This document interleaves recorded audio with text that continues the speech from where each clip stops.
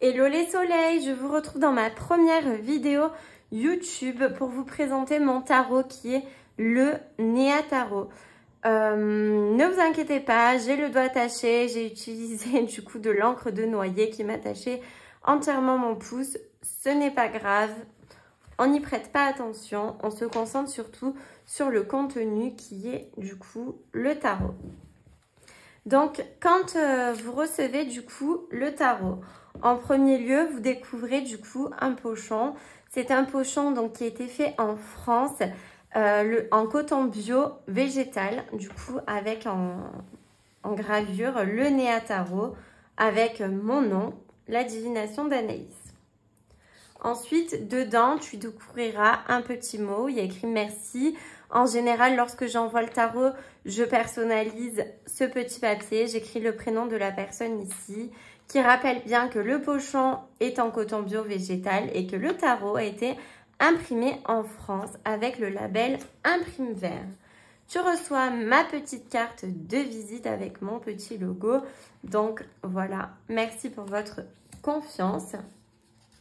Et ensuite, tu y découvres les cartes qui sont en finition mat.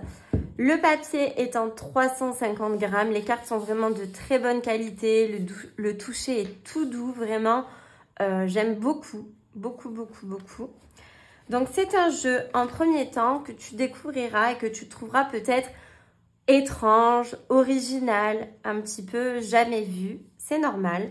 C'était voulu. Donc, c'est un tarot qui a été créé 100% par moi-même. En fait, c'était le week-end avec mes enfants et on s'amusait à dessiner. J'ai décidé de créer mon tarot avec des feutres à l'alcool avec mes enfants. Du coup, c'est ce que j'ai fait. Les personnages n'ont pas de visage. C'est fait exprès de manière à ce que chaque personne puisse mettre un visage sur le personnage souhaité, laisser parler son imagination également.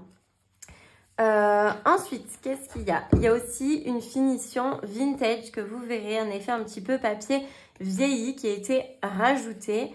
Le dos des cartes, c'est un sigil de protection qui représente du coup le Néa Tarot avec les 4 éléments. Ensuite, dans le pochon, tu as un livret. En premier lieu, il y a l'introduction où je vous explique que du coup, je m'appelle Anaïs, que je suis passionnée de tarot, de cartes à jouer, d'oracle, etc. Et du coup, je suis tarologue professionnelle. J'ai décidé de créer mon tarot parce que j'en avais vraiment envie. C'est vraiment un tarot basé du coup sur le côté Rider-Waite-Smith avec un mélange de graisse antique et de feutre à l'alcool, tout simplement. Tu as ensuite le sommaire, comment utiliser le jeu, des idées de tirage. Ensuite, la description des arcanes majeurs, c'est quoi? Et ensuite, tu as le descriptif pour chaque carte. Tu as une affirmation pour chaque carte et des mots-clés. Si tu as la carte à l'endroit ou à l'envers, tu as également les mots-clés correspondants. Par exemple, ici, pour la magicienne, j'ai mis « Tout est possible à celui qui le croit ». Voilà, donc il y a un petit peu des affirmations pour tout. Pour le pendu, j'ai mis « Il est parfois profitable de regarder la vie sous un autre angle ».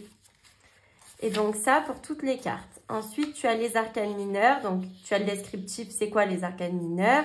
Un petit peu de numérologie. Les personnages de cours, en gros, qu'est-ce qu'ils représentent?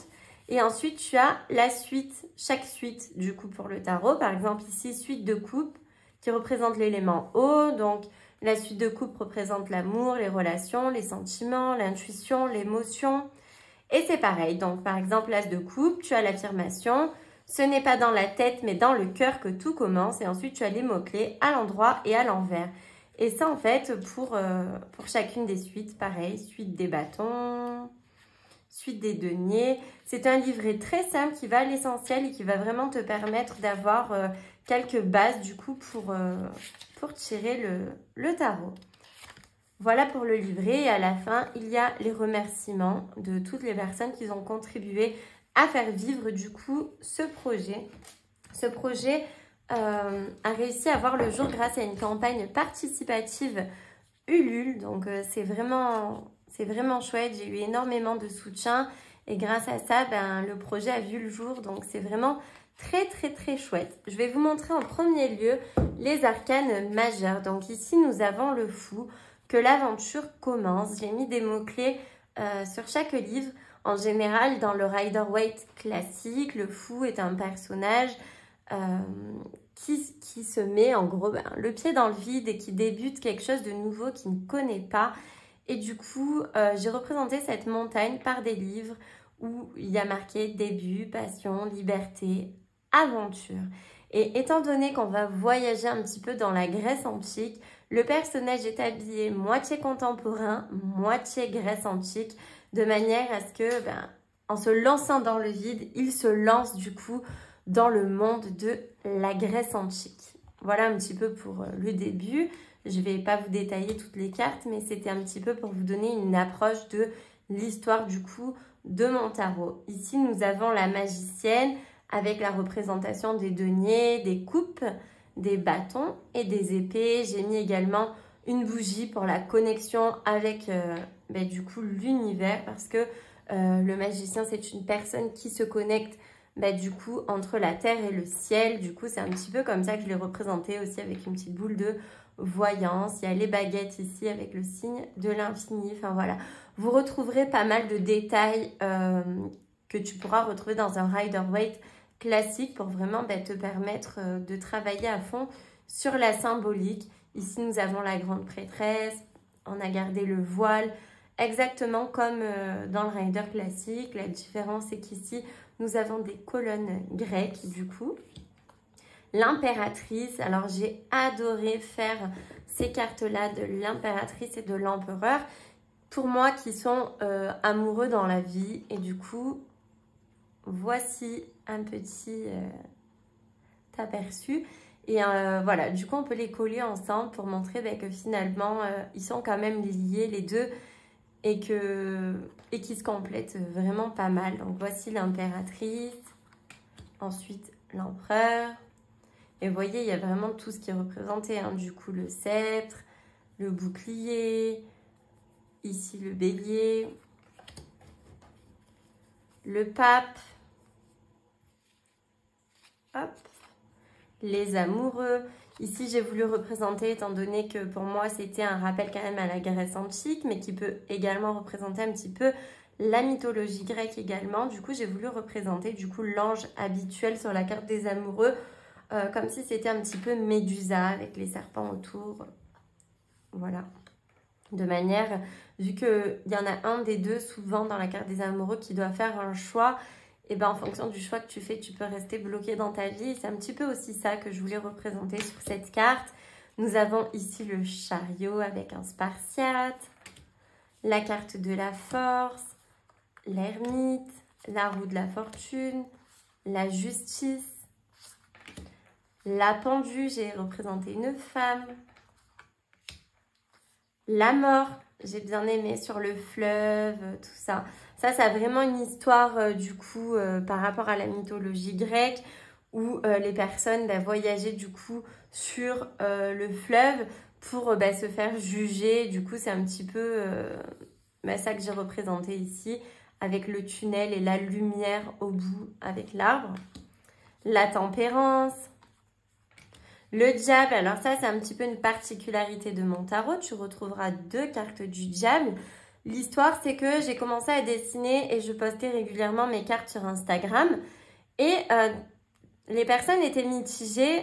J'avais fait les deux et je dis, mais laquelle je vais mettre pour mon tarot? Et tout le monde disait, mais j'aime une et j'aime l'autre. En fait, personne n'arrivait à se décider. Et du coup, j'ai décidé de garder les deux en laissant la carte du diable, celle-ci, qui est beaucoup plus osée quand on arrive à comprendre. Et la deuxième carte du diable qui est un peu plus soft, même si on voit quand même les parties intimes du monsieur. Nous avons la carte de la tour représentée par Zeus, l'étoile, la lune. Et vous voyez, vous retrouvez toujours les symboliques ici. Il y a la petite écrevisse. Là, nous avons le soleil mélangé à la lune, le loup et le chien, la carte du soleil, le jugement avec la balance, le côté un peu mal et le côté bien avec la personne qui supplie pour être du bon côté finalement. et la carte du monde qui représente l'aboutissement final et qui va débuter avec les 4 suites ici. Ensuite, on passe du coup aux 4 suites du tarot. On va commencer ici par les bâtons. Donc voici l'as de bâton. Vous retrouverez souvent des temples grecs anciens. Donc ici, nous avons l'as, le 2 de bâton. Vous voyez, vous retrouvez toujours les mêmes symboliques. Les fleurs ici, ils sont sur le rider classique. Nous avons le monde. Et les couleurs aussi ont été représentées de la même manière, à laisser la symbolique même classique être représentée. Nous avons le 3 de bâton. Après, j'ai changé souvent les personnages. Des fois, j'ai mis des personnages féminins au lieu des masculins, etc. Mais l'essence même de la carte est représentée en général. Nous avons le 4 de bâton ici. J'aime beaucoup. Le 5 de bâton. Le 6 de bâton, le victorieux. Le 7. Et vous voyez, il y a toujours cet effet vintage, hein, bien sûr. Le 8 de bâton avec les petits oiseaux. Le 9 de bâton. Le 10 de bâton avec tout le poids sur les épaules. Besoin d'appui un petit peu. La page de bâton. Le cavalier de bâton. La reine et le roi. Donc ça, c'était pour la suite des bâtons. Ensuite, nous passons à la suite des coupes. Nous avons l'as avec toujours la colombe et le petit brin d'olivier. J'ai mis un brin d'olivier, ça représente bien la Grèce. Nous avons le 2 de coupe. Je vais les poser ici petit à petit. Le 3 de coupe. Ici, j'ai rajouté une petite citrouille, comme si c'était un petit peu des sorcières, des sorcières, des copines sorcières, enfin, ce que tu veux, avec le vin, etc. Ici, les coupes sont représentées par, je ne veux pas me tromper pour dire le nom, mais ça s'appelle l'antaros, en fait. Je ne sais pas s'il y a un accent particulier, mais en tout cas, c'est vraiment les coupes originales qu'on pouvait retrouver en Grèce à l'époque où les personnes, justement, buvaient le vin, etc. Le kantaros, ça se prononce comme ça, je crois bien. Nous avons ici le 4 de coupe, représenté toujours avec un olivier. Le 5 de coupe. Le 6 de coupe. Alors ici, j'ai mis des maisons plus modernes avec... J'ai laissé les habits anciens, mais j'ai mis des maisons blanches comme ça pour représenter quand même la Grèce. Nous avons le 7 de coupe, ici représenté par une femme qui réfléchit, qui a plusieurs choix, plusieurs possibilités, mais qui est aussi remplie du coup d'illusions. Et j'ai respecté du coup les signes classiques de la carte du Rider-Waite. Ici, j'ai rajouté une tour. Nous avons le 8 de coupe, le 9, le 10, la réussite familiale, le bonheur, le page de coupe, le cavalier de coupe, la reine de coupe. J'ai mis un fauteuil Emmanuel pour les personnes qui reconnaîtront. Et le roi de coupe.